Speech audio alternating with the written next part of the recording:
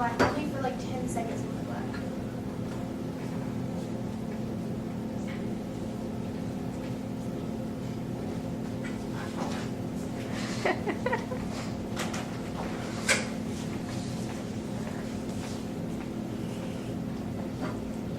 If you guys ever wanted to play a fun and exciting activity that can help you lose weight, well, badminton is definitely the game for you guys. Today I'm going to teach you guys about the rules and regulations and the equipment used in the game of badminton. One thing about badminton that really sticks out to me is that before, thinking about the topic, that it was started a long time ago, but in 1992 it became an Olympic sport. In the Olympics they have men's and women's singles, men's and women's doubles, and a mixed doubles, so where men and women play together and play doubles. And what got me really into badminton was about 4 years ago. I got into a gym class and we got really into badminton. We played almost every single day, every morning. It was a lot of competition. People would get in fights a lot. I mean, it was crazy. Some of the audience members sometimes here even got in fights with each other. And the first part about badminton that I think is really important is the equipment. And so one of the most important pieces of equipment is the birdie right here, or the shuttlecock. On the shuttlecock, you have kind of a cork end on the bottom right here, and a little bit of a netting at the top. And what it really enables you to do is when you hit it, you want to hit the cork end at the bottom when you hit it up. With the second part over here is the racket, and you hit it up with the racket. And one of the important pieces of the racket is there's the bottom, where is the grip right here, and then you have the shaft, which is this part's metal, but sometimes it's carbon fiber too. And then you have some string end right here. It's sort of like a tennis racket, where it all builds together, and then it enables you to hit the birdie up. And some people will hit the birdie from the bottom. Others will like to smash it when they get closer to the net to smash it and to win the point. It just depends what type of player you are.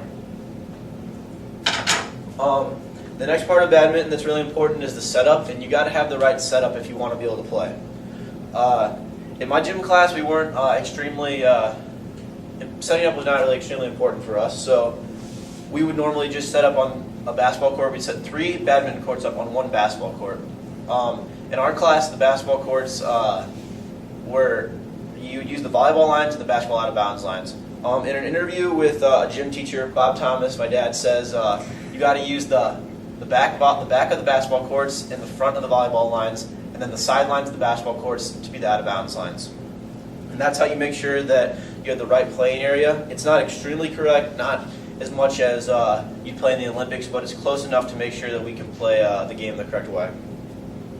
But the real way to play it, and I'll just take the time to explain to you the real lengths of the court, would be when I looked on livestrong.com on a web article, Zabreezy said you got to use 44 feet long for a court, and it's got to be 17 feet wide for a singles game and 20 feet wide for a doubles game. So whenever we play doubles, we normally are about 20 feet wide here at our school, but we don't always get 17 because we just play the same doubles length in singles. And then you have a 2.5-foot serving zone. In a book by Edwards about badminton, a couple more rules would be that you play 3 games and you play to 21, and if you get to 30, then the next point wins after that. But normally in our class, we would never get to play, we never play 3 games, and we would normally get to play to 21 points. We played to a time limit of about 8-10 minutes, so we could play so many games and you could win more. Because if you played 3 games to 21, it would take you a pretty long time. The fun thing about the time limit was that we were able to never really know when it was going to go off, so there'd be a lot more competition that way, and people sometimes would try to stall out just so they could win, and it got kind of interesting when it happened like that. A couple more rules from Edwards' book about badminton. He says that when you serve from the right, when you have an even score, you serve from the right side. When you have an odd score, you serve from the left side. And if you're playing doubles, all the rules work the exact same way, but you only get 1 serve, you don't get 2. Yet at our school, we would let the people have 2 serves. Each partner would get a serve, and except for when you serve first. The people who serve first, that person only gets 1 serve. Then you go back, those people get 2, you go back, people get 2, so on. But it's more fun when you let the people have 2 serves. That's not how they play in the Olympics, but at our school we had some exceptions, like I said.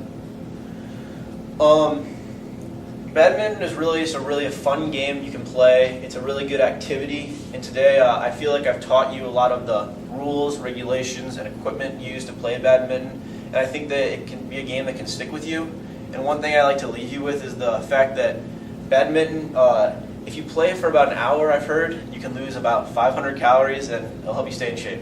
Thank you.